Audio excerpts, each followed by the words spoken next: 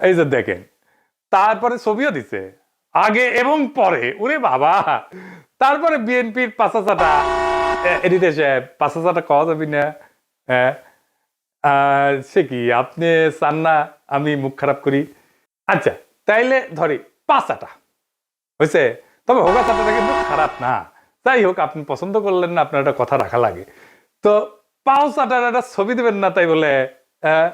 ভালো হয়েছে, ভালো হয়েছে না? তো জুতার সাইজ কলে ভালো, মাশাআল্লাহ। অনেকে সেট পারবি, জায়গা আছে অনেক সামনে, ইনকা করে।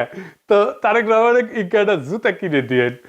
বিএনপি কইছে পরিষ্কার করিছে, আর বন্ধের আলো কইতেছে আম্বা। ওরা ওই একই কথা।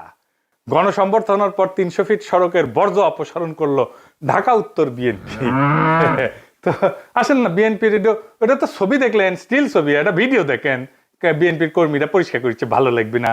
দেখেন। ২৬ তারিখ সকালে ৩০০ ফিট এলাকায় গিয়ে দেখা যায় জমে থাকা ময়লার স্তূপ পরিষ্কার করছেন ঢাকা উত্তর সিটি কর্পোরেশনের পরিচ্ছন্নতা কর্মীরা।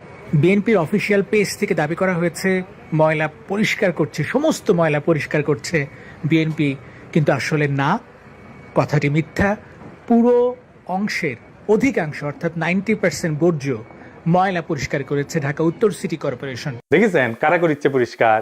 148 টন বর্জ্য পরিষ্কার করছে সিটি কর্পোরেশন। কেমন ধাপ্পা দেয় দেখেন।